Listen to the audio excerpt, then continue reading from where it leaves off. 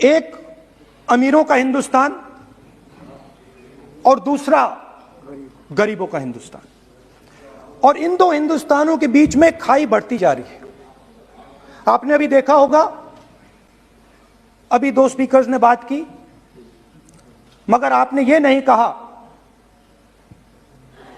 कि रोजगार ढूंढने के लिए उत्तर प्रदेश में, बिहार में रेलवे की नौकरी के लिए वहां पे युवाओं ने क्या किया और क्या हुआ, इसके बारे में आपने नहीं बोला।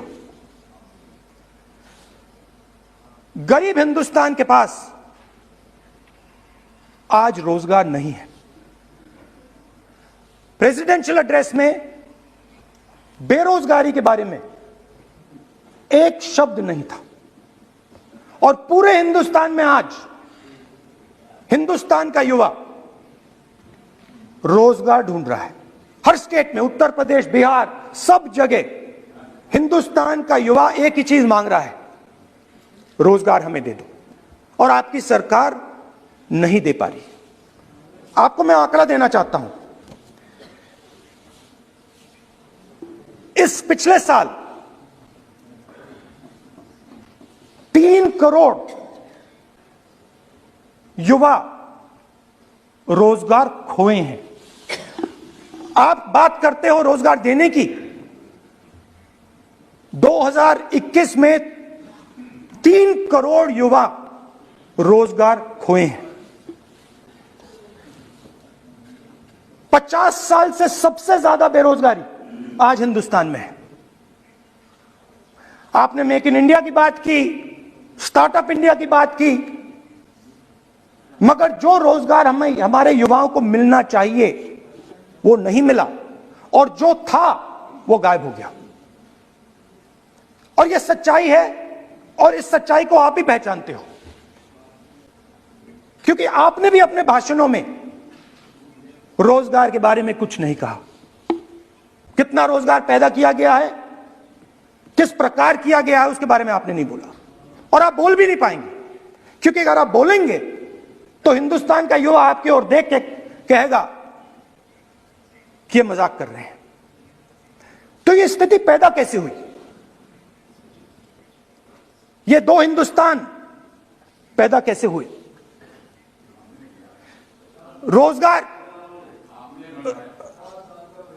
रोजगार स्मॉल और मीडियम इंडस्ट्री और जो हमारा इनफॉर्मल सेक्टर है उधर बनता है। लाखों करोड़ रुपया आपने उनसे छीनकर हिंदुस्तान के सबसे बड़े अरबपतियों को दिलवा दिया।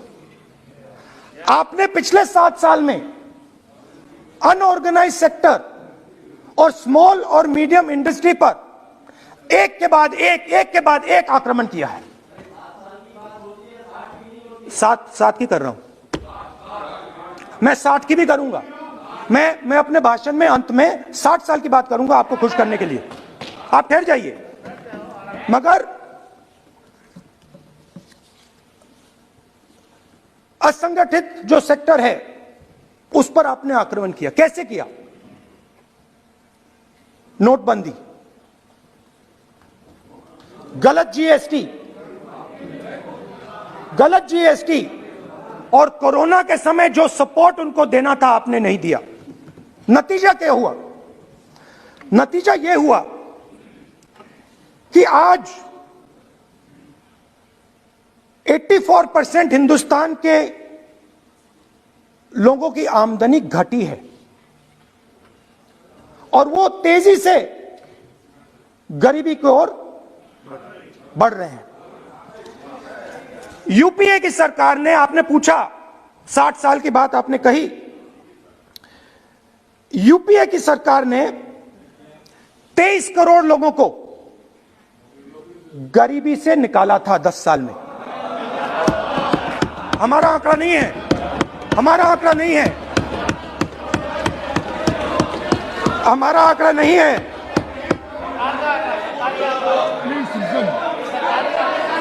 आप हंसिए, हमारा आंकड़ा नहीं है। ये सच्चा आंकड़ा है। 27 करोड़ लोगों को हमने गरीबी से निकाला था और 23 करोड़ लोगों को आपने गरीबी में वापस डाल दिया।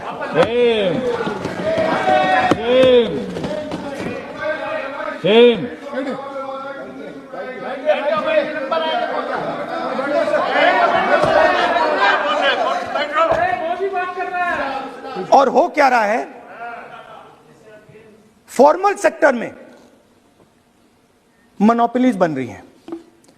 किसी भी आप सेक्टर में देखिए, और सबसे दो मोनोपोलिस्ट के बारे में थोड़ा सा बोलूंगा। उसको वो कोरोना के समय अलग अलग वेरिएंट्स आते हैं ना, डेल्टा, ओमिक्रॉन, वो AA वेरिएंट है। और वो पूरा का पूरा हिंदुस्तान की जो अर्थव्यवस्था है उसके अंदर फैल रहा है। आपने बात उठाई तो मैं उसके बारे में पहले बोल देता हूं। एक व्यक्ति को, नाम नहीं लूंगा, एक व्यक्ति को हिंदुस्तान के सब पोर्ट्स, ब्रांड का नाम अडानी ब्रांड है वो, ब्रांड, हिंदुस्तान के सब पोर्ट्स, हिंदुस्तान के सब airport, power, transmission, mining, green energy, gas distribution, edible oil, जो भी हिंदुस्तान में होता है उधर अदानी जी दिखाई देते हैं।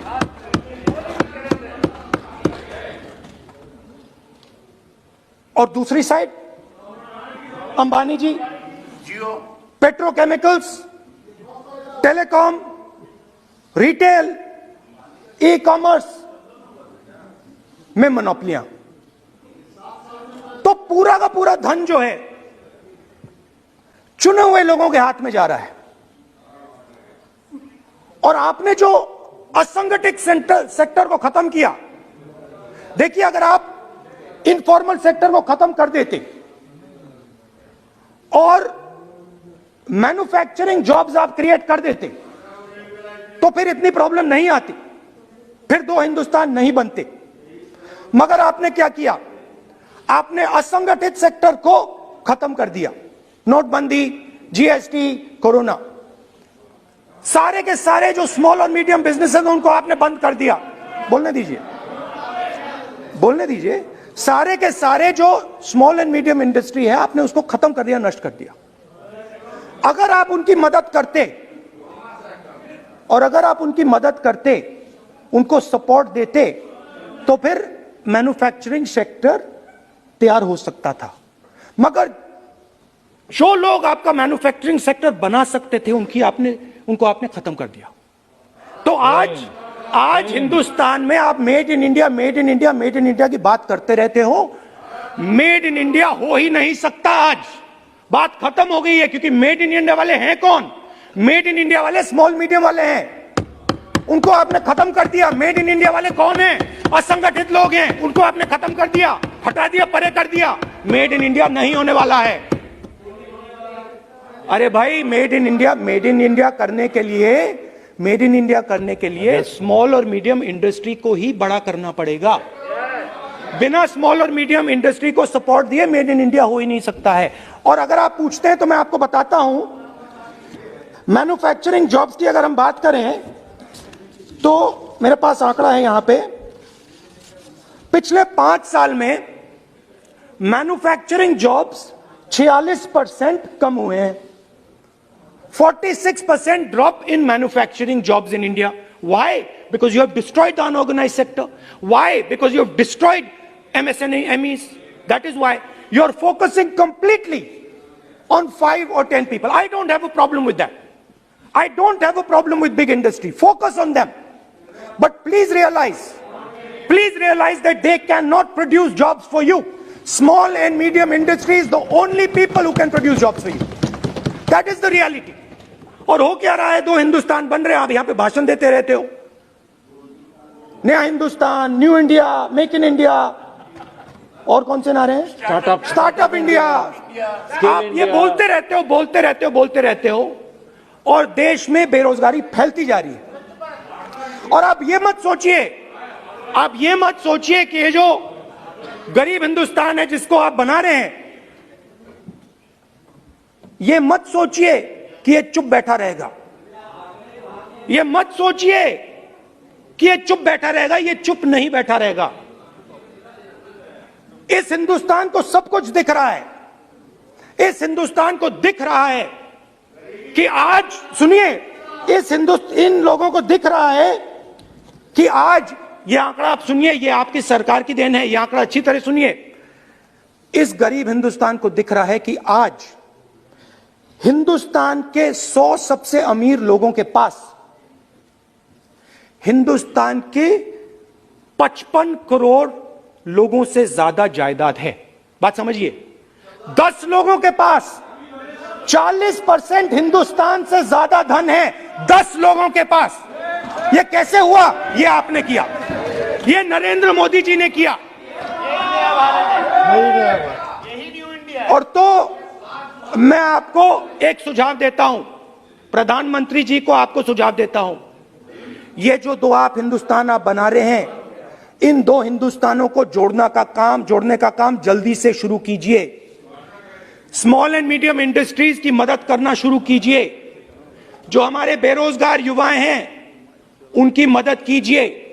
और ये जो आप पूरा का पूरा धन इन्हीं 5-10 लोगों को दे रहे हो, क्योंकि ये आपकी मार्केटिंग करते हैं, आपको टीवी, व्हाट्सएप, फेसबुक पे लगाते हैं, ये काम आप बंद कीजिए, नहीं तो देश का नुकसान होगा।